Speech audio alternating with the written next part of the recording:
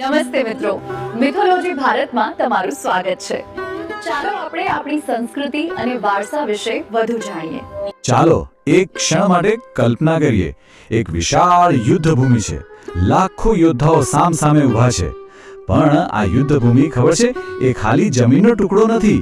એ આપણા સૌના જીવનનો પ્રતીક છે. અને જીવનની આ લડાઈ જીતવા માટે એક એવા શસ્ત્રની જરૂર પડે છે જે સૌથી શક્તિશાળી છે. તો આજે આપણે એ જ શસ્ત્ર એટલે કે આત્મવિશ્વાસના રહસ્યને શ્રી કૃષ્ણ અને અર્જુનના સંવાદમાંથી સમજવાની કોશિશ કરીશું. તો સીધો સવાલ એ જ છે કે એવું તો કયું શસ્ત્ર છે જે મોટામાં મોટા ધનુષ બાણ કે તલવાર કરતાં પણ વધુ તાકાતવર હોય, જે કોઈ પણ મુશ્કેલ પરિસ્થિતિમાં આપણને અડગ રાખી શકે? આમ તો જવાબ આપણા સૌની અંદર જ ક્યાંક છુપાયેલો છે, પણ ચાલો આજે એની સાચી શક્તિને જરા ઊંડાણથી સમજીએ. જી હા, એ શસ્ત્ર બીજું કોઈ નહીં પણ આત્મવિશ્વાસ છે. પણ નવાઈની વાત તો એ છે કે મહાભારતના સૌથી મહાન યોદ્ધા અર્જુન, જેમની પાસે દેવતાઓના આપેલા શસ્ત્રો હતા, એમનો પણ આત્મવિશ્વાસ એક બહુ જ નાજુક સમય ડગમગી ગયો. વિચારો તો ખરા, જ્યારે સૌથી વધુ જરૂર હતી, બરાબર એ જ સમયે એમનું સૌથી મોટું હથિયાર સાથ છોડી રહ્યું હતું. જુઓ, વાત એવી હતી કે અર્જુન માટે યુદ્ધ જીતવું કોઈ મોટી વાત નહોતી, પણ લડવાનું કોની સામે હતું? પોતાના જ દાદા, પોતાના જ ગુરુ, પોતાના જ ભાઈઓ.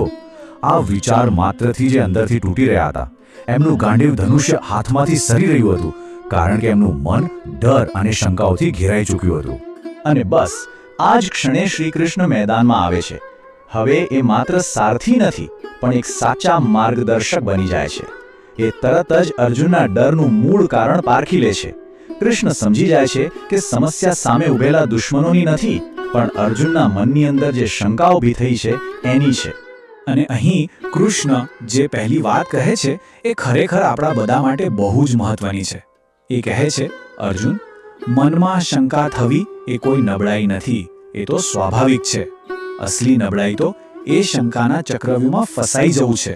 એમાંથી બહાર નીકળવાનો પ્રયત્ન જ ન કરવો એ નબળાઈ છે. આપણી સાથે પણ ક્યારેક આવું જ નથી થતું?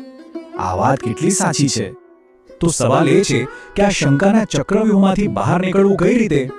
અહીં શ્રી કૃષ્ણ આત્મવિશ્વાસ પાછો મેળવવાનું પહેલું રહસ્ય ખોલે છે, અને એ રહસ્ય જોડાયેલું છે પોતાની સાચી ઓળખ સાથે. કૃષ્ણ એકદમ સીધો અને સરળ રસ્તો બતાવે છે. 3 સ્ટેપ્સ. એ કહે છે, પહેલા તો તું ખરેખર કોણ છે એ ઓળખ. બીજું, એક યોદ્ધા તરીકે તારું કર્તવ્ય, તારો ધર્મ શું છે એ સમજ. અને ત્રીજું, આ યુદ્ધ ભૂમિ પર તારો રોલ શું છે એ સ્વીકારી લે. જ્યારે આ 3 વસ્તુ મગજમાં એકદમ ક્લિયર થઈ જાય ને, પછી અંદરથી એક ગજબની તાકાત આવે છે. ચાલો, કર્તવ્ય તો સમજાઈ ગયું, પણ એક બીજો ડર હજી પણ મનમાં હોય છે, ખરું ને? એ છે પરિણામનો ડર. જો હું હારી ગયો તો લોકો મારા વિશે શું વિચારશે? આ ડરને જડમૂળથી કાઢવા માટે શ્રી કૃષ્ણ નિર્ભયતાનું બીજું રહસ્ય બતાવે છે, અને એ છે કર્મયોગનો સિદ્ધાંત. ગીતાનો આ વિચાર કદાચ આપણે સૌએ ક્યાંક ને ક્યાંક સાંભળ્યો જ હશે. કૃષ્ણ બહુ સ્પષ્ટ રીતે કહે છે, અર્જુન, તારું કામ ફક્ત તારું કર્મ કરવાનું છે. એનું પરિણામ શું આવશે એની ચિંતા કરવાનું કામ તારું નથી. જ્યારે પરિણામની ચિંતા આજ મગજમાંથી નીકળી જાય, ત્યારે આપણું બધું જ ધ્યાન કામ પર આવી જાય છે, અને બસ ત્યાંથી જ સાચા આત્મવિશ્વાસનો જન્મ થાય છે. પણ અહીં એક બહુ જ નાની પણ મહત્વની વાત કૃષ્ણ સમજાવે છે.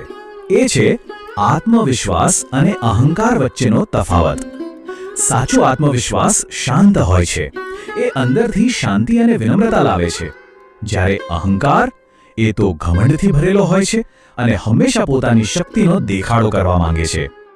ઓકે, આ બધી વાતો હજારો વર્ષ જૂની છે, પણ સવાલ એ છે કે આજની તારીખમાં આનું શું? સત્ય તો એ છે કે આપણે બધા રોજ પોતપોતાના કુરુક્ષેત્રમાં લડી જ રહ્યા છીએ. આપણી એક્ઝામ્સ, આપણું કરિયર, આપણા રિલેશનશિપ્સમાં આવતા ઉતાર ચઢાવ, રોજિંદી જવાબદારીઓ, આ બધું શું છે? આ બધું આપણું આજનું કુરુક્ષેત્ર જ તો છે. અને આ દરેક મોરચે બરાબર અર્જુનની જેમ જ આપણું મન પણ ડર અને શંકાઓથી ઘેરાઈ જાય છે. તો આજના આ કુરુક્ષેત્ર માટે શ્રી કૃષ્ણનો સંદેશ એકદમ સાફ છે. આત્મવિશ્વાસ કોઈ ઓનલાઈન શોપિંગની વસ્તુ નથી કે તમે ખરીદી શકો. એને તો અંદરથી જ ઉગાડવો પડે છે. કઈ રીતે? પોતાની સાચી સમજથી, પોતાના કર્તવ્યને ઓળખીને અને પરિણામની ચિંતા છોડી દેવાના વિશ્વાસથી. અને છેલ્લે આખી વાતનો સાર બસ આટલો જ છે. સાચો આત્મવિશ્વાસી એ નથી જેને ક્યારેય ડર જ નથી લાગતો. ડર તો સૌને લાગે, પણ એ ડર હોવા છતાં જે પોતાના કર્તવ્યના રસ્તા પર મક્કમ રહે છે અને પરિણામની પરવા કર્યા વગર પોતાનું બેસ્ટ આપે છે, એ જ સાચો યોદ્ધા છે, એ જ સાચા અર્થમાં આત્મવિશ્વાસી છે. જો આપણા બધાની અંદર એક અર્જુન છે જે ક્યારેક શંકા કરે છે, ડરી જાય છે, અને આપણા બધાની અંદર એક કૃષ્ણ પણ છે જે સાચો રસ્તો બતાવવા હંમેશા તૈયાર છે. સવાલ બસ એટલો જ છે કે આપણે કોનું સાંભળીએ છીએ, આપણા અંદરના અર્જુનનું કે આપણા અંદરના કૃષ્ણનું?